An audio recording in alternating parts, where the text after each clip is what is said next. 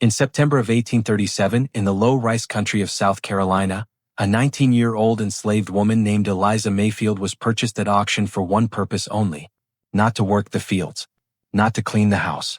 She was bought to produce children for sale. The price was precise: $1,200, higher than most men her age. The buyer, plantation owner Caleb Whitmore, recorded her in his ledger under a single word: breeder. Within 6 years, Eliza would give birth to 5 children. By 1845, 4 of them were gone, sold south before they could speak her name. White society whispered that Whitmore Plantation was unusually profitable. They praised his efficiency, his discipline, his silence. What they did not know was that by November of 1846, something had begun to rot inside the big house. By 1848, Whitmore was dead. The official cause was listed as sudden fever. But that was not the truth. What really happened inside those walls?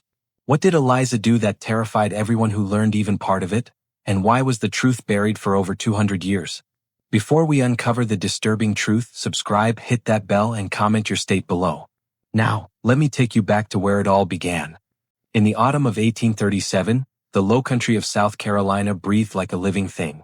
The air was thick, wet enough to cling to skin and cloth, heavy with the sour sweetness of rot. Rice fields stretched outward in endless squares of standing water, reflecting a sky the color of old pewter.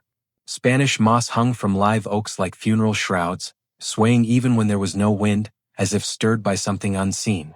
Whitmore Plantation sat at the edge of that world, where dry ground surrendered to swamp. The big house rose on brick piers, whitewashed and imposing, its columns clean and straight, its windows always shut against the heat. From a distance it looked orderly, civilized, respectable. That was how Caleb Whitmore preferred it. Appearances mattered more than anything else. Behind the house, beyond the manicured yard and the gravel drive, lay the quarters. Low cabins of warped wood, roofs sagging, doors never fully closed. The smell there was different: smoke, sweat, sickness, and something older. Fear had a scent, and it lingered in places where people were owned. The land had been claimed by Whitmore's father decades earlier, carved out of swamp and death. Malaria had taken men by the dozen in those early years. So had snakes. So had exhaustion. But rice paid well, and the Whitmores had learned what others learned too late. In the Low Country, wealth grew fastest when human bodies were worked until they broke, then replaced. By 1837, Caleb Whitmore was considered successful. He was not loud like some men, not cruel in ways that drew attention. He did not drink excessively. He attended church. He kept precise records. His neighbors spoke of him with approval. Orderly, they said. Efficient. Modern. What they did not discuss openly, what they only hinted at in careful tones, was how Whitmore's numbers never seemed to falter. Even in bad seasons. Even when prices dropped. Even when disease swept other plantations. The explanation was written in a leather-bound ledger kept in Whitmore's study, its pages ruled with ink lines and neat columns. Names, ages, weights, values, births, losses, gains. Human lives reduced to arithmetic. The rice fields required strength, but strength faded. Children, however, did not. Children could be raised, counted, sold, replaced. By the 1830s, many planters in the region had learned what Virginia and Maryland had already perfected. The market for bodies moved south. The supply had to come from somewhere. Whitmore never used the word aloud. He did not need to. The men who worked under him understood. The women understood even better. On the morning Eliza Mayfield arrived at the plantation, the sky was low and gray. A wagon creaked up the drive carrying 3 enslaved people purchased the day before in Charleston. 2 men stepped down first, chains clinking softly. They looked at the house, then away from it, already measuring the distance between hope and survival. Eliza was last. She was 19 years old, though no one asked her. She had the build of someone who had known hard work but not yet been broken by it. Her hands were scarred, her back straight. She did not cry. She did not look around wildly like the others. Her eyes stayed forward, calm in a way that unsettled the driver. From the porch, Caleb Whitmore watched in silence. He noticed details. The width of her hips. The steadiness of her step. The absence of fear on her face, not defiance but something colder. Contained. He had seen fear before. He understood fear. This was something else. Beside him stood Mrs. Whitmore, pale and thin, her mouth pressed into a tight line. She said nothing. She never did any more. "She is younger than the others," Whitmore observed. "Yes, sir," the overseer replied. She will be recorded separately. The overseer nodded. He did not ask why. Eliza was led past the house and toward the quarters. She felt the ground change beneath her feet from packed dirt to damp earth. She smelled the water before she saw it. The field stretched beyond the cabins, shimmering under the gray sky, mosquitoes already rising in black clouds. Women watched her from doorways. Older women. Tired women. Women who had learned to read futures in posture and glance. They saw how the overseer's hand lingered at her shoulder, not possessive but evaluative. They saw where Whitmore's eyes had gone. One of them, bent nearly double with age, murmured a single word as Eliza passed. Lord. Eliza heard it. She did not look back. That evening, as the plantation settled into uneasy quiet, Whitmore sat at his desk. A candle burned low beside him. He opened the ledger, turned to a fresh page, and dipped his pen in ink. He wrote her name carefully. Eliza Mayfield. Then he paused, considering. Under occupation, he did not write field hand. Under skills, he did not write house servant. He left those spaces blank. Instead, in a column marked purpose, he made a single, precise entry. The word was small, neat, almost polite. It would change everything. None of the people sleeping in the quarters that night knew what that word meant for them. None of them knew how many children would be born because of it. None of them knew how many would be lost. And none of them, least of all Caleb Whitmore, knew that the decision he had just recorded would, in time, cost him his life. But the land knew. It always did. Before she was a number in a ledger, before she became a purpose written in ink, Eliza Mayfield had belonged to a different kind of place. She had been born on a tobacco farm in eastern Virginia, where the soil was lighter and the winters cut sharper through thin walls. Her earliest memories were not of chains or auctions, but of her mother's hands, strong, quick, always moving, mending, stirring, cleaning, hiding small things that mattered. Her mother, Sarah, had learned early what it meant to survive. She spoke little, but when she did, Eliza listened. Some lessons were given plainly. Others were wrapped in warnings.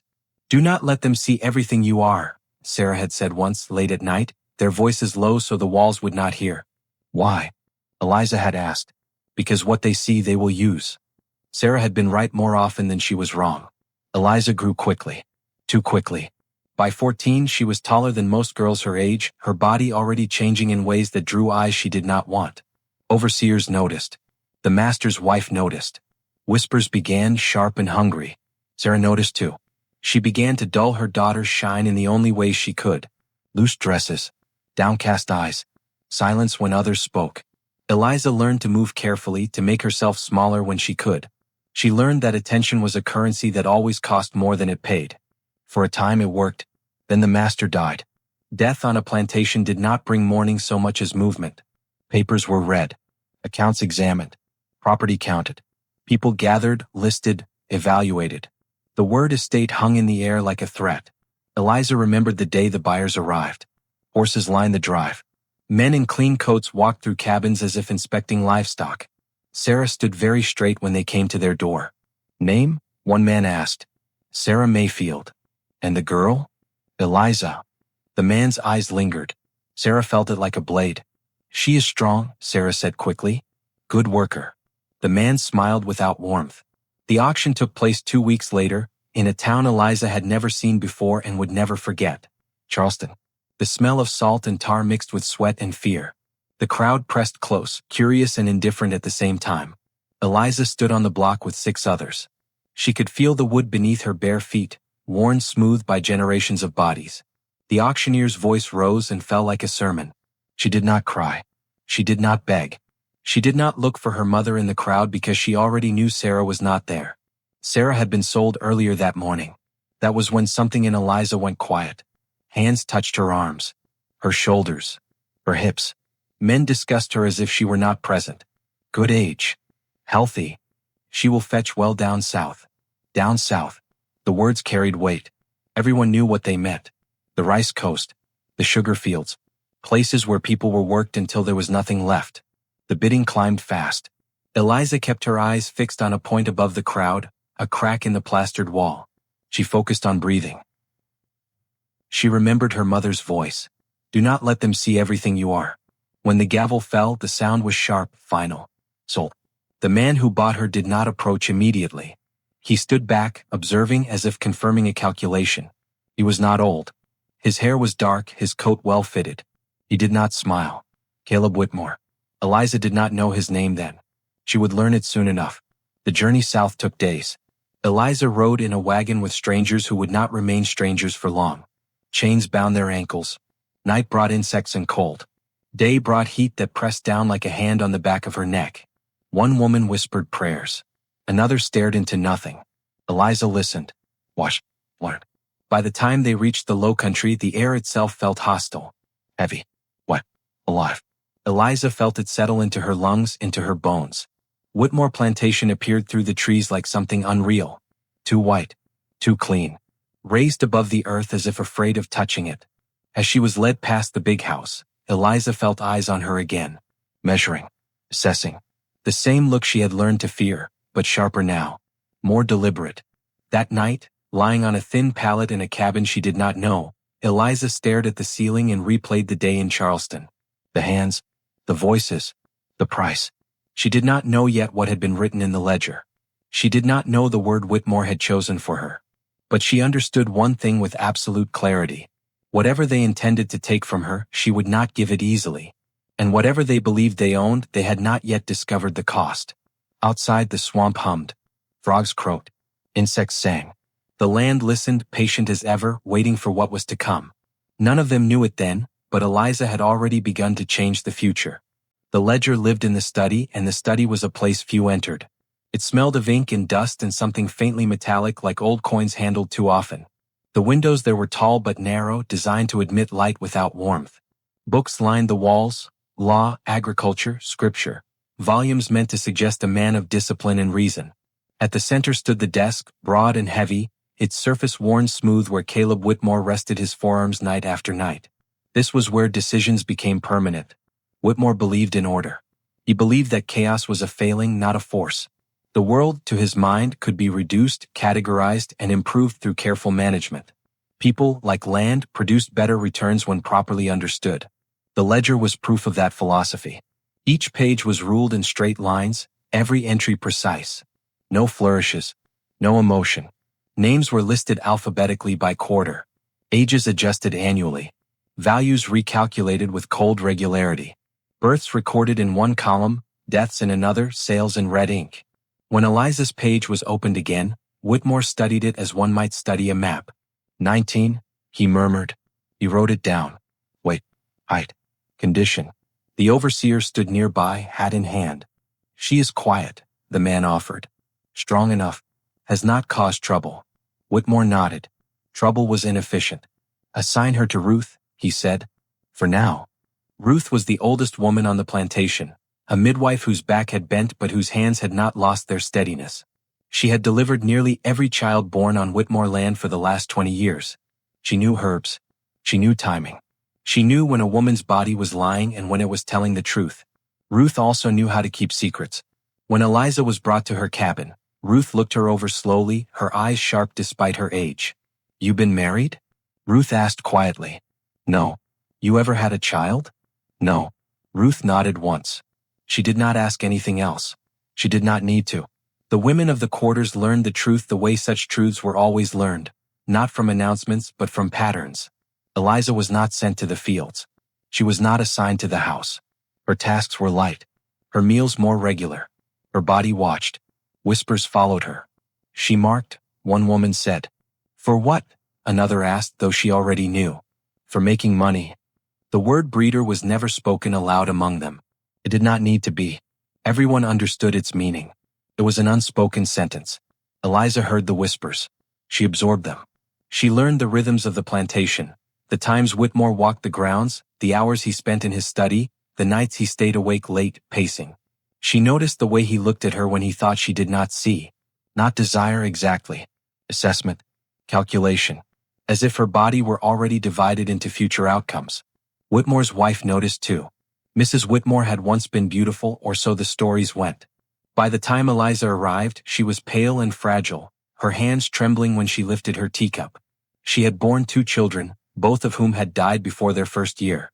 The doctor had called it female weakness and advised rest. Rest had not saved her children. From the upstairs window, she watched Eliza cross the yard, her steps steady, her back straight. Something tightened behind her ribs. At supper one evening she spoke for the first time in days. She is young. Whitmore did not look up from his plate. That is correct. And healthy. He paused then. Just for a moment. That is an advantage. Mrs. Whitmore's lips thinned. She said nothing more. Silence had become her language. In the quarters, Ruth began teaching Eliza without appearing to teach her at all. Which plants soothed pain. Which slowed bleeding. Which made fevers worse. Knowledge passed in fragments, hidden in chores and murmured instructions. Some things heal, Ruth said once, grinding leaves with practiced hands. Some things wait. Eliza remembered that. The first pregnancy came sooner than anyone remarked upon publicly. Whitmore noted it in the ledger without comment. A single line. A date. A projected value. The women marked it in their own way, with looks, with hands pressed briefly to Eliza's arm, with shared silence. Eliza felt the changes in her body and understood what was being taken from her before it was ever sold. When the child was born, a boy, Ruth cleaned him carefully, her face unreadable. The baby cried strong and loud. Whitmore stood at the doorway and watched. Healthy, he said. He did not touch the child. He did not need to. Ownership was already assured. 14 months later, the boy was gone. Eliza did not scream when they took him. She did not beg. She watched as the wagon rolled away, her arms empty, her face still. That was when the other women began to look at her differently. Not with pity. With something closer to awe. From that day on, Eliza changed. She spoke less. She listened more. She learned how long Whitmore lingered over his accounts, how his hands sometimes shook when he lifted his pen. She noticed the way he coughed in the evenings, the way sweat beaded too easily on his brow. Whitmore, meanwhile, continued to write. Birth, sell, profit. What he did not write, what he could not calculate, was what was growing quietly behind Eliza's eyes. The ledger recorded outcomes. It did not record intent. And that omission would cost him more than he ever imagined.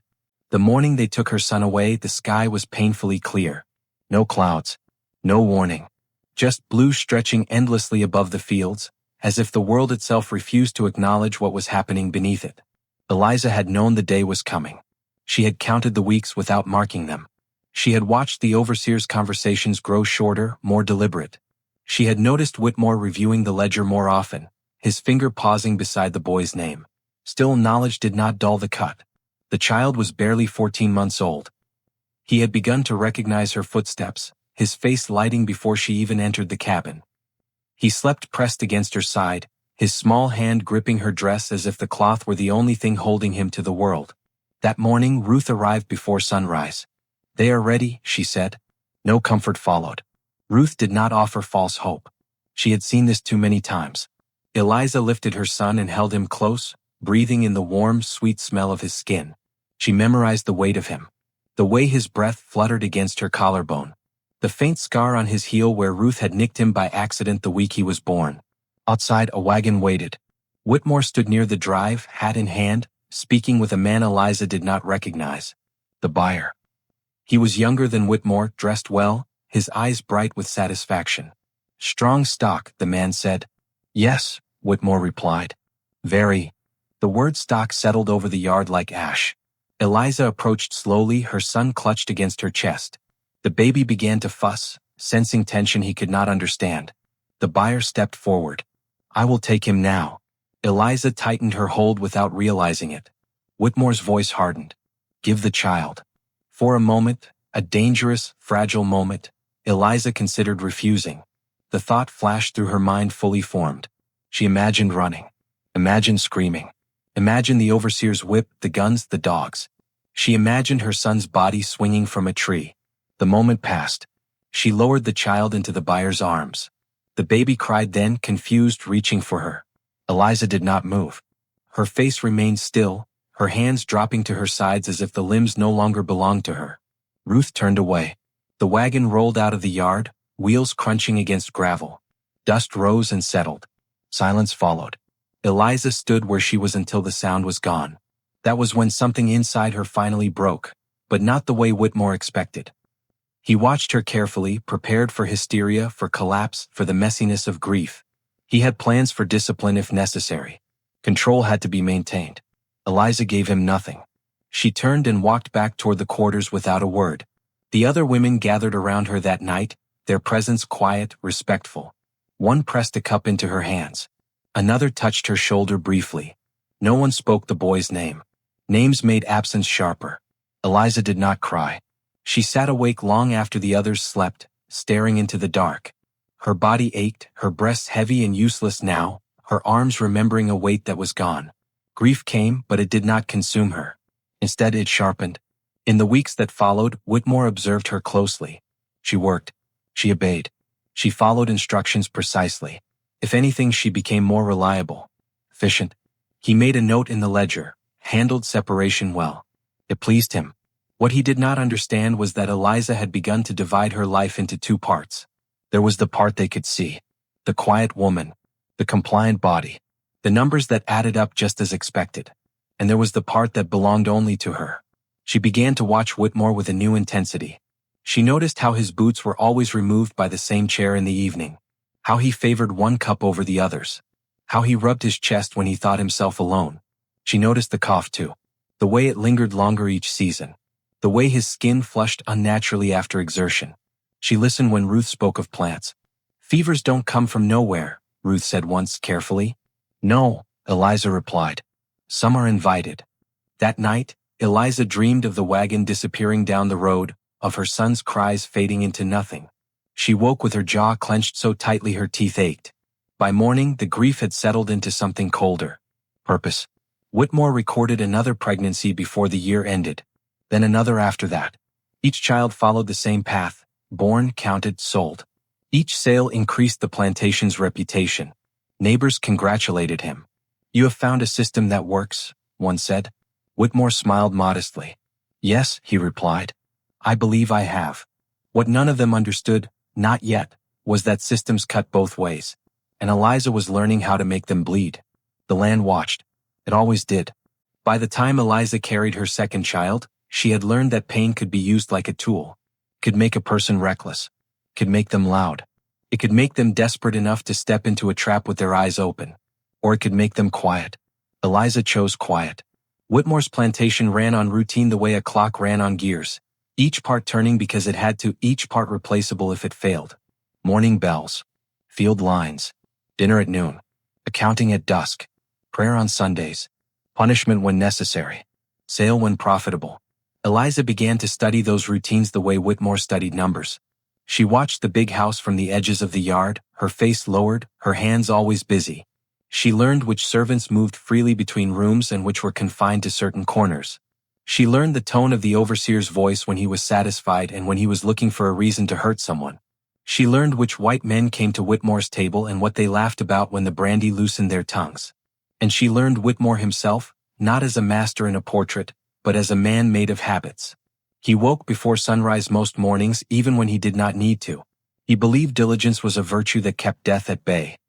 He drank coffee strong enough to stain the cup, then walked the yard with his hands clasped behind his back, listening to reports he already suspected were lies. He liked neatness. He liked silence. He liked obedience that did not require force. Eliza gave him those things. That was the first lesson she taught him, that she could be trusted. Trust, she understood, was the softest rope you could put around a man's neck. He never felt it tighten until it was too late. Whitmore began to summon her more often, not for work in the house, but for the private demands he believed were his right. Those nights were not spoken of in the quarters. They were carried instead, swallowed like bitter medicine. Ruth would look at Eliza's face afterward and understand without asking. Eliza never described what happened in that room because she did not need to. The plantation already knew what men like Whitmore took. The words were unnecessary. But Eliza noticed everything about those nights that Whitmore did not. The way he washed his hands afterward for too long, as if the water could remove more than sweat. The way his breathing sometimes hitched, not from passion but from strain. The way he rubbed the side of his neck when he thought she was not watching. He was proud, but his body was beginning to betray him.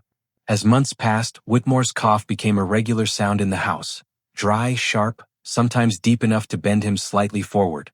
The overseer dismissed it as seasonal, and the doctor blamed damp air and too much work. Eliza listened and filed those explanations away. Meanwhile, Ruth began to teach her in fragments, never as a formal lesson, always as something that could be explained away if overheard. A pinch of bark boiled too long could bring down a fever. A leaf crushed too finely could slow the heart. A root taken in small doses could strengthen a woman after birth. Medicine is about timing, Ruth murmured one afternoon as they shelled peas outside the cabin. A thing can be harmless one day and deadly the next. Eliza nodded, her eyes on the peas, her mind elsewhere. Ruth's hands moved with practiced ease, but her voice dropped lower. You ever hear of foxglove? Eliza had not. She shook her head. Ruth glanced around. No one close enough. Then she spoke carefully like someone handling glass. Pretty flower. Folks plant it near their porch. Makes the heart slow if you take it wrong. Eliza's fingers stilled for half a heartbeat. And if you take it right? Ruth's eyes met hers. Then you keep living. They did not speak of it again. Eliza's second child was a girl. Whitmore recorded her birth with the same indifferent precision. The baby was healthy, strong-lunged, quick to grip a finger. Eliza held her close at night and whispered a name that would never appear in the ledger. When the girl was sold before her second birthday, Eliza did what she had done before. She stood still. She did not scream. She did not collapse. Whitmore watched, impressed again by her composure. He valued women who did not make scenes. It allowed him to believe he was not cruel, only practical. That belief made him careless. He began leaving his ledger open on the desk when he stepped away. Not for long but long enough. Eliza noticed. One evening, she was sent into the study to clean while Whitmore met with a neighbor in the parlor. The candlelight in the study was dim. The house was quiet except for distant laughter. The ledger sat open. Eliza's heart did not race. She did not rush. She moved slowly, dusting shelves, straightening papers with the practiced calm of someone who belonged nowhere. Then, when her body blocked the doorway from view, she glanced down. Numbers filled the page. Values. Names. Dates. She did not know how to read well, but she knew enough. Ruth had taught her letters quietly over the years, tracing them in ash when no one watched. Eliza had watched white children recite their lessons on the porch and repeated them under her breath later in the quarters. Now she stared at the marks that defined her life. She found her own name. Eliza Mayfield. Beside it, Whitmore's single, neat word. Her stomach tightened, not from surprise but from clarity. So this was what she was to him. Not a person. Not even a woman in the way he understood women. A function. A machine. She kept her face blank and turned the page. There were notes about Whitmore's finances. Debts. Sales. Purchases. Even medical expenses. Payments to the doctor for laudanum, for powders, for tonics meant to strengthen Whitmore's lungs. Eliza lingered on those entries. Laudanum. Tonics. Powders. She did not take the ledger. That would have been foolish. She did not tear pages. That would have been obvious. Instead, she memorized how often Whitmore bought medicine, how much he paid, when he started increasing the doses. She closed the ledger exactly as it had been, returned to dusting, and when Whitmore returned to the study, she was scrubbing the hearth as if her mind contained nothing but ash. He glanced at her once, satisfied. Good, he said as if praising a tool. Eliza lowered her head. Yes, sir. What he did not know, what none of them knew, was that Eliza had just taken her first real step into the machinery of his life. She was no longer merely surviving his system. She was learning how to operate it, and in time she would learn how to make it turn against him. By the third pregnancy, the women of the quarters no longer asked questions. They did not have to. The pattern was as familiar as the swamp's breath. Birth, brief attachment, separation, silence. Loss repeated until it stopped feeling like an event and started feeling like weather. But Eliza was changing, and the women felt it the way you felt a storm before it arrived. She walked differently now. Not proudly. Not defiantly. Simply as someone whose mind was elsewhere, measuring distances other people could not see. She spoke when spoken to, and her voice remained calm. Yet there were moments, brief, almost invisible, when her eyes sharpened and the air around her seemed apparent with intention. Ruth noticed first. It happened one night after Eliza returned from the big house. Her face smooth, her hair pulled back neatly as always. She sat on Ruth's stool without being invited, her hands folded in her lap. The firelight made her skin glow copper red. Outside, insects sang in relentless rhythm. Ruth waited. She always did. She had learned that silence could pull truth from people the way a hook pulled fish from water. Eliza spoke at last, her voice low. How many women you seen die, Ruth? Ruth's hands paused over the herbs she was sorting. Too many. How many men like him? Ruth did not answer immediately. Her eyes remained on the leaves as if the question itself could burn. Enough to know they all believed the same lie, she said finally. What lie? Ruth looked at Eliza then. That they live forever. Eliza's gaze did not waver. They do not. The words were flat. Certain. Not hope. Not fantasy. Statement of fact. Ruth leaned back slightly, studying her. You thinking dangerous thoughts. Eliza's mouth tightened, almost a smile but without warmth. I've been thinking them since Charleston. Ruth's expression did not change, but the air between them shifted. A door had opened. Quietly. Without ceremony. A few days later, a woman named Dinah approached Eliza while they washed clothes near the creek. Dinah was broad-shouldered and older, with scars on her arms that told stories no one asked to hear. She lowered her voice. They say you do not cry, Dinah murmured. Eliza wrung out a shirt, water dripping onto the mud. I do not, she replied. They say you do not beg neither. Eliza glanced at her once. No. Dinah leaned closer, her breath smelling faintly of cornmeal and smoke. Then you got something in you that most folks lose. Eliza's hands kept moving. What you want, Dinah? Dinah hesitated. The hesitation was fear. Not fear of Eliza, but fear of what the words would create once spoken. I want to stop burying babies in my mind, she whispered. That was how it began. Not with speeches. Not with grand promises. With simple truths spoken in low voices where walls could not carry them. Soon, others joined without formally joining. A girl named Mary who had lost 2 children before they could walk. An older woman, Hester, who had once worked in the big house and knew its rhythms better than any overseer. A man named Isaac, a driver in the fields, who understood how to move information without drawing attention. They did not gather openly. They did not sit in circles and plan. That would have been suicide. Instead, they passed pieces to one another the way people passed food, quietly, casually, disguised as nothing. Hester murmured which cabinet in the pantry held Whitmore's medicines. Isaac noted which patrolmen drank themselves senseless on Friday nights. Mary pointed out which white men visited Whitmore when money was tight. Dinah observed which overseer could be bribed with whiskey. Eliza absorbed everything. She did not issue orders. She did not need to. People followed her because she carried herself like someone already halfway beyond fear. Whitmore, meanwhile, continued to misread her. He called her into the big house more often, not because he loved her, but because she had become part of his stability. He told himself she was manageable. He told himself she understood her place. He even allowed himself to believe she was grateful for the lighter work, for the cleaner clothes, for the scraps of privilege that were nothing more than a leash. One evening, after a visit from a neighbor who had boasted about breaking a rebellious boy, Whitmore sat on the porch with a glass of brandy. Eliza stood nearby, holding a tray. That sort of cruelty is foolish, Whitmore said, shaking his head. It breeds resentment. Yes, sir, Eliza replied. Whitmore looked at her, pleased. You understand that, do you not? Resentment achieves nothing. Order is better for everyone. Eliza met his eyes briefly. Yes, sir. Whitmore smiled faintly. He thought he had taught her something. What he did not know was that Eliza was learning far more from him than he ever intended. In the quarters, Ruth continued her instruction, but now the lessons took on a sharper edge. She showed Eliza a plant with small, delicate leaves and a pale flower. Foxglove, Ruth said quietly. Eliza's breath slowed. You got it here? Ruth nodded once. Grows near the fence line. Pretty enough that white folks do not think twice. Poison enough that God put it here for a reason.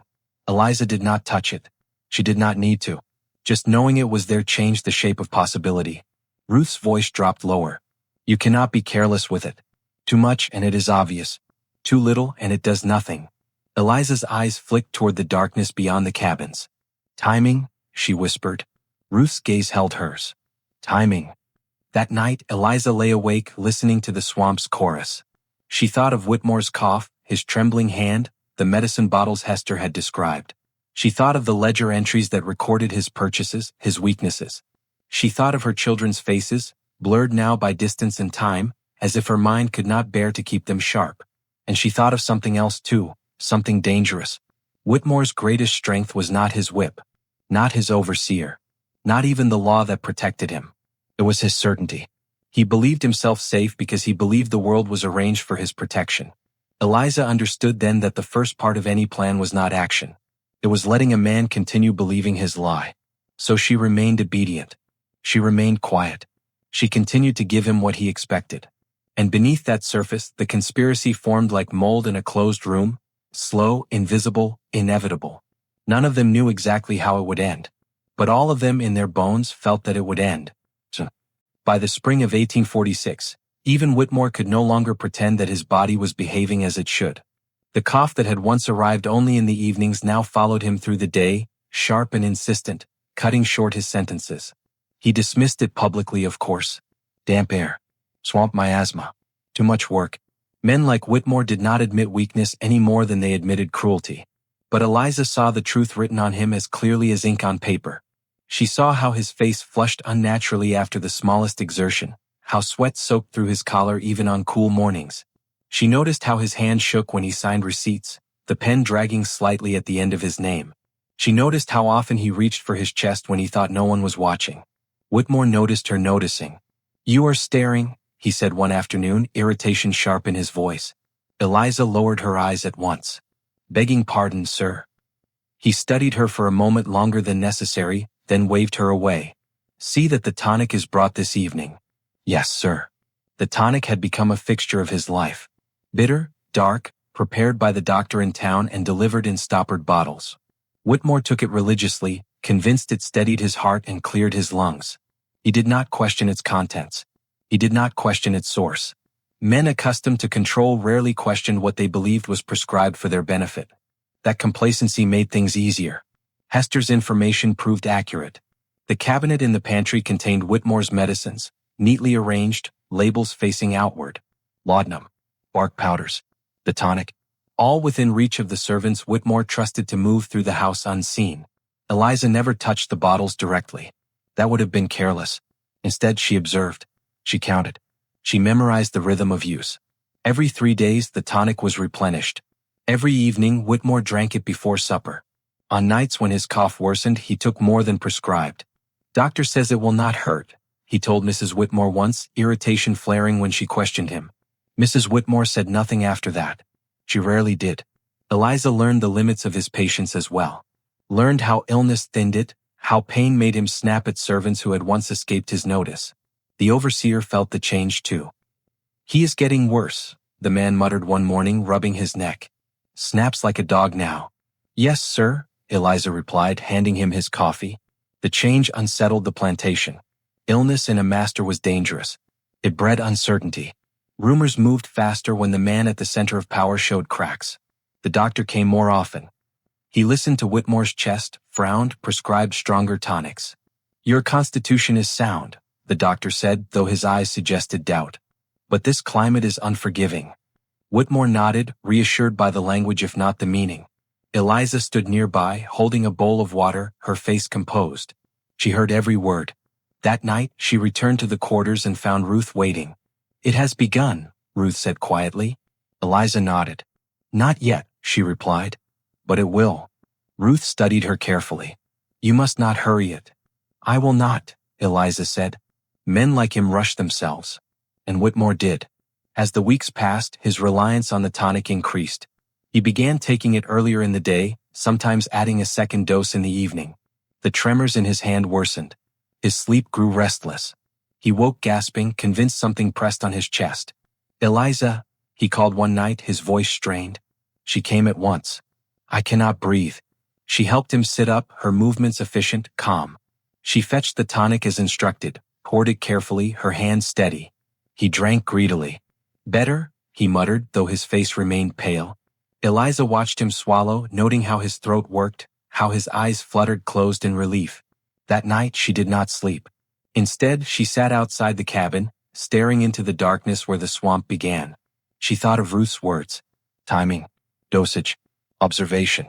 She thought of the ledger entries that recorded Whitmore's health expenses, his increasing desperation written in numbers. And she thought of something else, something that made her hesitate. Mrs. Whitmore. The woman was fading too in a different way. Thinner each season. Quieter. Watching from upstairs windows with an expression Eliza could not quite name. Not hatred. Not kindness. Resignation. One afternoon, Eliza encountered her unexpectedly in the hallway. "You are Eliza," Mrs. Whitmore said. "Yes, ma'am." Mrs. Whitmore's eyes lingered on her face, then dropped to her hands. "You are strong." Eliza did not respond. "My husband believes you are loyal," Mrs. Whitmore continued, her voice flat. He believes many things. Eliza's pulse quickened, but her face remained blank. Yes, ma'am. Mrs. Whitmore studied her a moment longer, then turned away.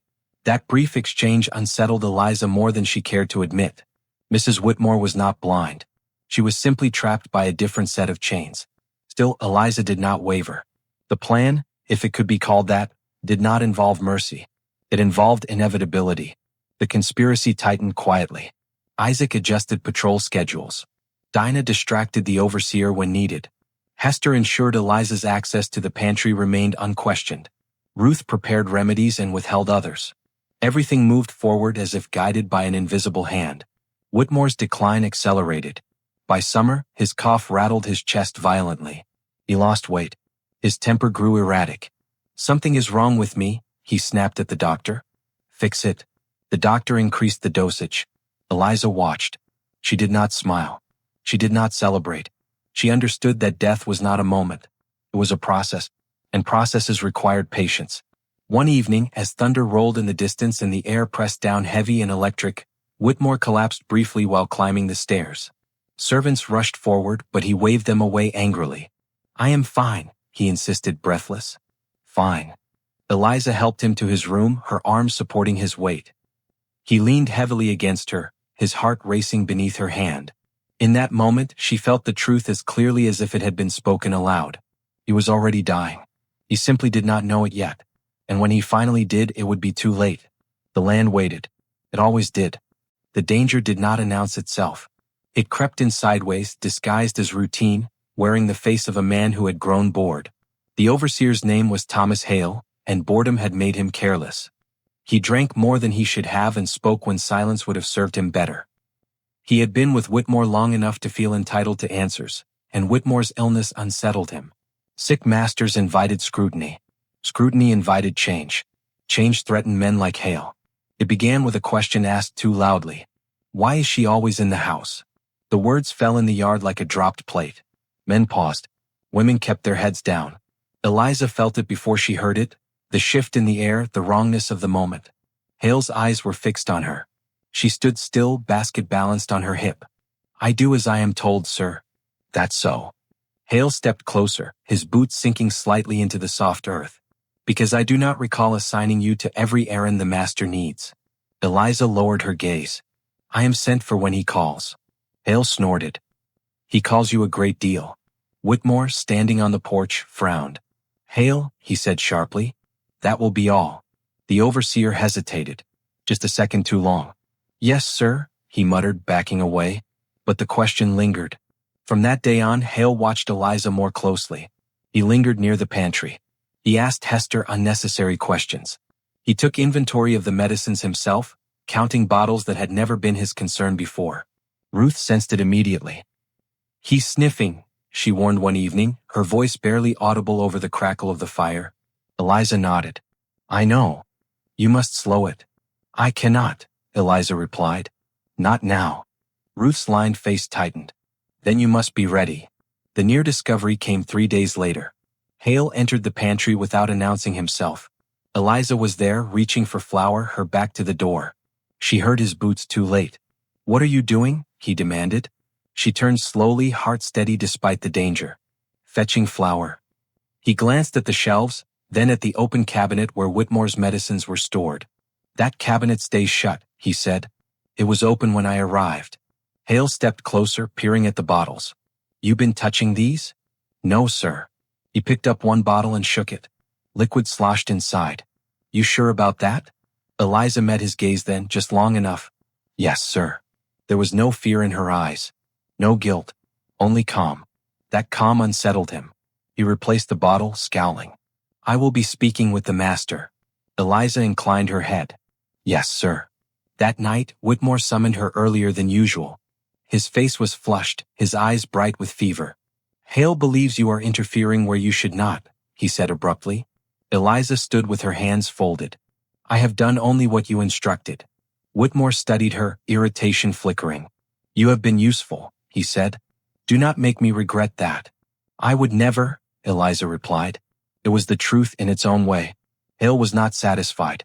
The next morning he questioned Ruth directly, his tone sharp.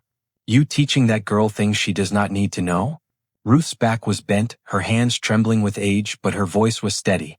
I teach women how to keep themselves alive. Hale sneered. You teach them to think. Ruth looked at him then, her eyes hard. Thinking been keeping us alive longer than your whip. Hale raised his hand. Isaac appeared at that exact moment, breathless. Sir, he said urgently, there is trouble in the north field. Hale hesitated, then cursed and strode away. The interruption saved them. Barely. That afternoon, Eliza made a decision she had hoped to avoid. She destroyed something precious. Hidden beneath a loose board in her cabin were small keepsakes, bits of cloth from her children's blankets, a scrap of paper Ruth had once used to teach her letters, dried petals from a flower she had pressed the night her first son was born. She burned them all. The smoke stung her eyes. The loss cut deeper than any whip. But evidence was a luxury she could no longer afford. By evening, Hale was drunk. Isaac had seen to that. Whiskey flowed freely when men believed themselves close to uncovering something important. Hale never finished his questioning. 2 days later, Whitmore suffered a violent episode that left him bedridden, gasping, his hands clutching at sheets soaked with sweat. Get the doctor, Hale shouted. The doctor came. He examined Whitmore, shook his head gravely. The heart, he said. It is strained. What caused it? Hale demanded. The doctor shrugged. Years of excess. Climate. Weak constitution. No one mentioned Eliza. She stood at the foot of the bed, silent, watching Whitmore's chest rise and fall erratically. He reached for her hand suddenly, gripping it with surprising strength. Do not leave, he rasped. I am here, she said. And she was. Hale watched the scene with narrowed eyes, suspicion gnawing at him. But suspicion without proof was nothing more than noise. That night, as rain lashed the roof and thunder rolled over the swamp, Eliza sat awake, listening to Whitmore's labored breathing from the big house. The near discovery had changed everything. There would be no more delays. The margin for error had vanished. Eliza understood then that the next step would not be quiet preparation. It would be final. What Hale suspected but could not prove, Whitmore would soon feel in his bones. And when the truth finally revealed itself, there would be no ledger entry that could contain it. The land listened. It always did. The storm arrived after midnight, rolling in from the marsh with a sound like distant cannon fire. Wind bent the live oaks until their branches clawed at the sky. Rain fell in heavy sheets, drumming against the roof of the big house, drowning out smaller sounds, the kind a man relied on to feel safe in his bed. Whitmore lay awake, propped on pillows, his breath shallow and uneven. Each inhale scraped his chest like sandpaper. Sweat soaked the sheets despite the cool air that slipped through the shutters. He had sent Hale away hours earlier, barking at him to mind the quarters and leave him in peace. Always fussing, Whitmore had snapped. I'm not a child. Now, alone he was less certain. Eliza, he called, his voice thin. She was already on her way. She moved through the house without haste, a candle steady in her hand. The servants' corridors were dark and narrow, built for invisibility. She climbed the stairs quietly, listening to the rhythm of the storm, to the uneven cadence of Whitmore's breathing as it reached her ears through the open door. When she entered, he looked relieved. There you are, he said. Bring the tonic. Yes, sir. She set the candle down and crossed to the cabinet. The bottle was exactly where it should be. She lifted it, feeling the familiar weight, the glass cool against her palm. For a moment, only a moment, she thought of Ruth's voice. Timing, dosage, observation. She poured. The liquid was dark, nearly opaque in the candlelight. She added nothing, took nothing away. What had changed was not the bottle, but the man who depended on it. She handed him the cup. He drank greedily as he always did, swallowing too fast, desperate for relief. A line of liquid slipped from the corner of his mouth, darkening the linen of his nightshirt. Better, he muttered, though his hands trembled. She took the cup back and set it aside. Sit with me, he said suddenly. She hesitated just long enough for him to notice. I said sit. She obeyed, lowering herself onto the chair beside the bed. He studied her face as if seeing it clearly for the first time. His eyes were bloodshot, glassy with fever. You have been reliable, he said. Not like the others. She said nothing. I have plans, he continued. Once I recover, I will expand. Purchase more land. More? He coughed violently, the sound tearing out of him. He pressed a hand to his chest, panic flickering across his features. Eliza, he whispered. Something is wrong. She leaned forward slightly. Yes, sir. My heart. Another spasm cut him off.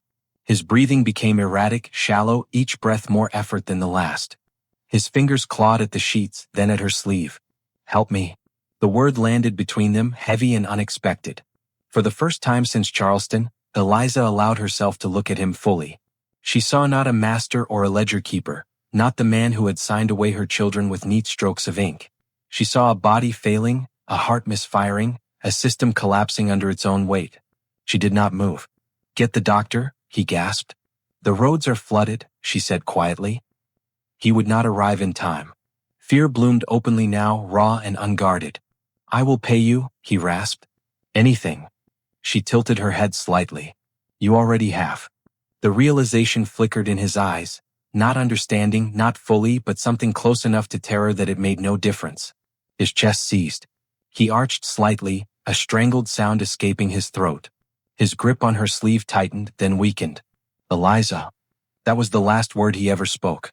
His body went rigid, then slack. His mouth fell open. His eyes stared past her, unseeing. She waited. She counted his breaths. 1, 2, none. When she was certain, she rose smoothly and closed his eyes with practiced care. She straightened the sheets. She wiped the spilled tonic from the cup and returned it to the cabinet exactly as she had found it. Then she rang the bell. The house erupted into controlled chaos. Servants ran. Hale burst into the room, his face pale. What happened? He demanded. Eliza stood near the bed, her head bowed. He took his tonic, she said. He clutched his chest. Then he was gone. The doctor arrived at dawn, soaked and irritable. He examined the body, listened to the still chest, shook his head. The heart, he declared. I warned him. Hale pressed him. You are certain? The doctor frowned. Do you see signs of violence? No. Fever and strain finally took him. Hale said nothing more. Mrs. Whitmore arrived last. She stood in the doorway, her expression unreadable. She looked at her husband's body, then at Eliza. For a long moment, neither woman spoke. Then Mrs. Whitmore nodded once. That will be all. Eliza turned and left the room. Outside, the storm was breaking. The rain softened to a steady patter. Birds began to stir cautiously in the trees. By noon, the cause of death was official. Sudden fever. Weak heart. Tragic, but not unusual in the Low Country. Whitmore was buried 2 days later beneath a stone that listed his name, his dates, and a single word of praise. Respected. The ledger was closed. What no one wrote down, what no column could capture, was the stillness Eliza felt as she returned to the quarters that night. Not joy. Not triumph. Completion. The machine had stopped. And with it, something ancient and terrible had been brought, at last, to an end. But the story was not finished. It had only begun to move into the world where truth learned to hide. Death, when it arrived politely, required paperwork. By the third day after Whitmore's burial, the plantation had begun to settle into a new rhythm, unsteady, uncertain, but moving forward all the same. Men spoke in lowered voices. Women watched more closely than ever. Everyone waited for something else to happen because something always did. Hale took charge with the eagerness of a man who feared being left behind. He inventoried supplies, questioned servants, and walked the grounds as if authority might cling to him if he moved fast enough. He ordered Whitmore's study sealed until Mrs. Whitmore decided what was to be done with her husband's affairs. The study door closed with a soft, final click. Inside, the ledger waited. The doctor filed his report before the week was out. Sudden cardiac failure aggravated by fever and climate. The language was careful, professional, unquestioned. Men nodded when they read it. It made sense. Masters died of such things all the time. No one asked what had brought the fever. No one asked why Whitmore's health had collapsed so quickly. That was the nature of convenient explanations. They spread because people needed them to. Mrs. Whitmore withdrew almost entirely. She took her meals alone, spent long hours upstairs, and spoke to no one unless necessary. When she did speak, her voice was thin but steady. Everything will proceed as before, she said once, addressing Hale and the lawyer from Charleston. The accounts must be kept. The harvest must be managed. The lawyer nodded, relieved. Continuity reassured men like him. Eliza watched from the margins, silent as ever. A week after the burial, Hale summoned her to the yard. You will be sold, he said abruptly. The words landed without ceremony. Eliza inclined her head. Yes, sir. You will fetch a good price, Hale continued, watching her closely. The widow has no use for you now. That too was expected. What Eliza had not expected was Mrs. Whitmore's intervention. The widow appeared on the porch, her black dress stark against the white columns. Not her, she said quietly. Hale turned, startled. Ma'am? She is to remain until the accounts are settled. Hale frowned. She represents considerable value. Mrs. Whitmore's eyes hardened. So did my children. The words stunned him into silence. See that she is transferred south by winter, Mrs. Whitmore added. Not auctioned here. Yes, ma'am, Hale replied, confused but obedient. That single decision changed everything. Being sold south meant disappearance. Names blurred. Records grew thin. Lives were lost to geography as much as cruelty. Eliza would vanish into the great, grinding machinery of the lower plantations. Louisiana, Mississippi, places where paper trails dissolved. Ruth understood immediately. That woman knows, she murmured that night. She knows enough, Eliza replied. What will you do? Eliza stared into the fire. Leave. Ruth reached for her hand. You leave alive. That is not nothing. Eliza squeezed her fingers once. It is everything. In the days that followed, Whitmore's study was opened. The lawyer and Hale sorted papers, bundling contracts and deeds. The ledger lay among them, its worn leather cover dulled by years of handling. Hale flipped through it impatiently. Morbid thing, he muttered. The lawyer shrugged. Necessary. Eliza was sent in to clean after they finished, the way she always had. She moved slowly, methodically, dusting shelves, straightening chairs. The ledger lay open on the desk. For the last time. She stood over it, her breath shallow. Pages fluttered slightly in the open window's breeze. Names passed beneath her eyes.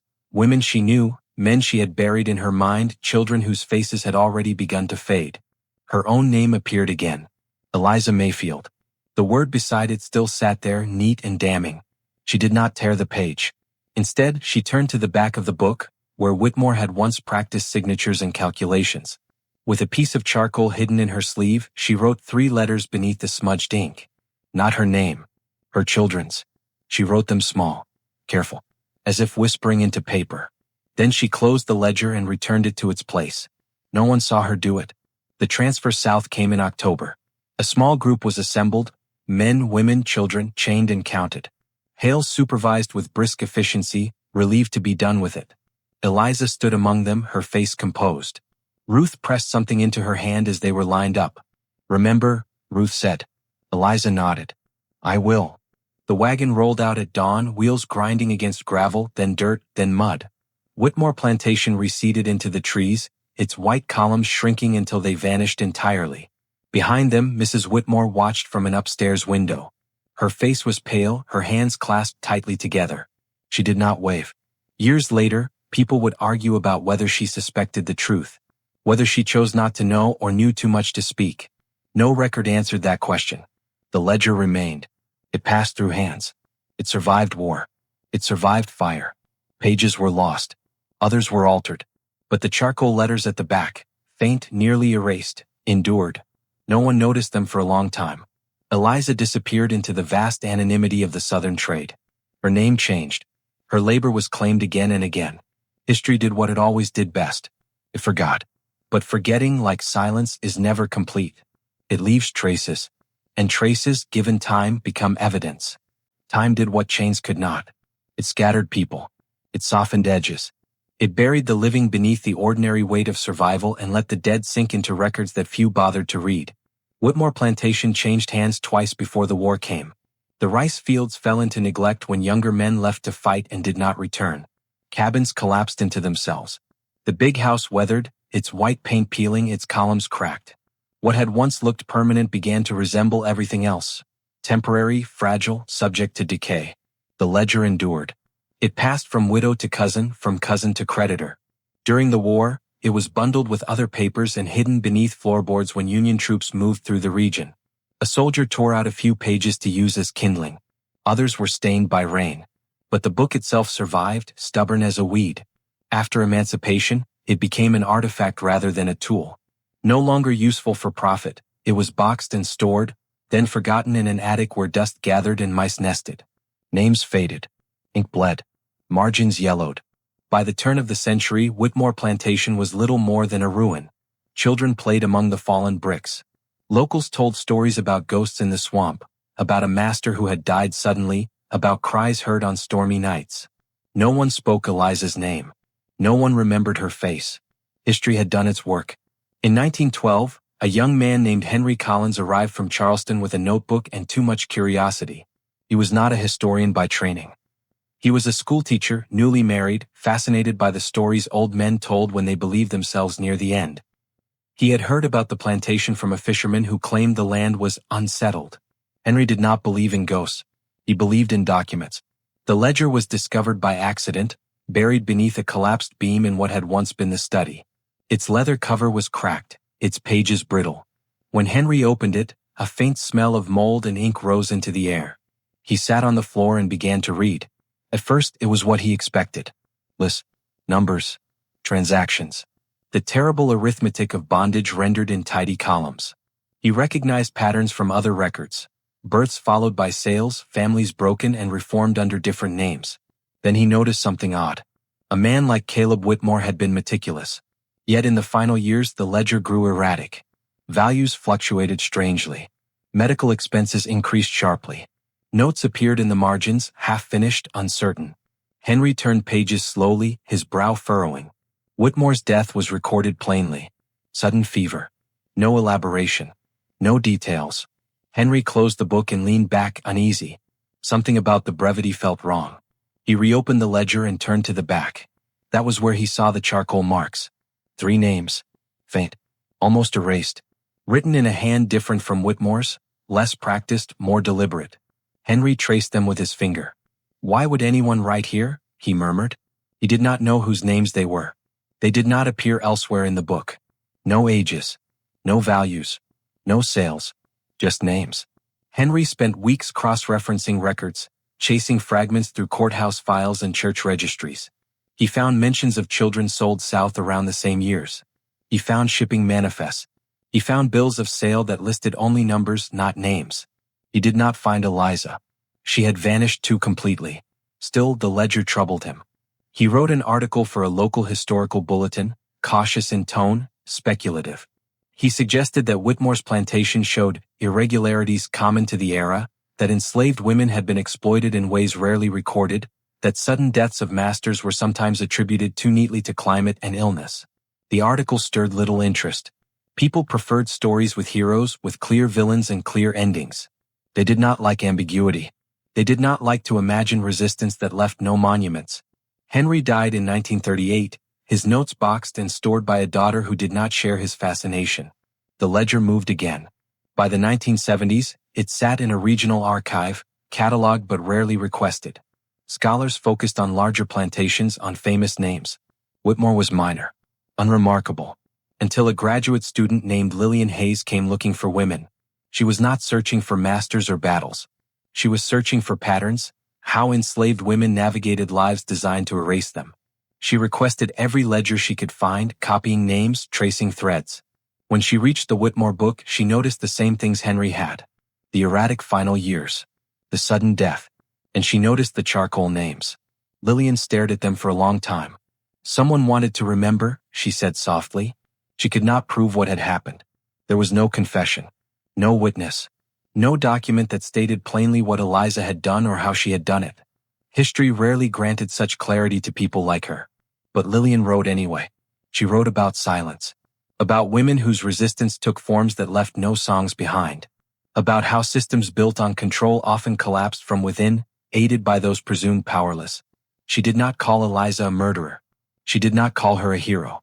She called her a survivor. The book sold modestly. Reviews were mixed. Some praised the nuance. Others accused Lillian of speculation. But the story was no longer buried. It moved quietly through classrooms, through footnotes, through conversations held late at night by people who understood that survival itself could be an act of defiance.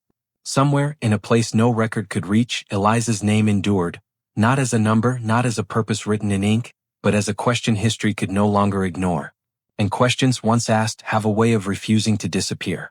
By the time Eliza's story reached the edges of public memory, the world had already decided how it preferred its past. Clean lines, clear villains, suffering acknowledged but contained, sealed neatly in textbooks and anniversaries. Resistance celebrated only when it was loud enough to be framed as progress. Eliza did not fit that shape. There was no record of her voice raised in rebellion. No documented escape. No trial. No execution. No confession. No monument bearing her name. What she left behind were absences, gaps in columns, irregular numbers, a master dead sooner than expected, and 3 faint names written where no one was meant to look. Historians would argue over those absences for decades. Some said Whitmore's death was inevitable. The climate, the fever, the strain of running a plantation. Men like him died that way all the time. Others noticed the timing, the pattern, the way his decline accelerated just as one enslaved woman's access to his private world expanded. The way suspicion brushed close and then fell away, dulled by the comfort of familiar explanations. No one could prove anything. And that, perhaps, was the point. Eliza's resistance was not built to be seen. It was built to work. She understood something that history often forgets. That power relies not only on force but on certainty. Whitmore believed in his system. He believed his body was protected by medicine, his authority by law, his future by careful planning written in ink. Eliza never challenged those beliefs directly. She let him keep them. She let him trust his routines, his tonics, his records. She let him believe that obedience meant safety, that silence meant acceptance. She allowed the machinery of his life to run exactly as designed, until it consumed him. Years later, scholars would debate whether what Eliza did should be called justice. Some would flinch at the idea. They would ask about morality, about whether death could ever be an answer to suffering. They would insist on clean categories. Others would look at the ledger and ask different questions. What choices were available to a woman whose children were sold one by one? What laws protected her? What mercy was extended to her body, her future, her grief? Eliza had lived in a world where her life was already measured, priced, and traded. Where her motherhood was turned into profit. Where her silence was demanded and her pain dismissed as irrelevant. She did not write a manifesto. She did not leave a confession. She left a stopped heart and a broken system. After Whitmore's death, the plantation never regained its former efficiency. Records grew sloppier. Profits fell. The careful arithmetic unraveled.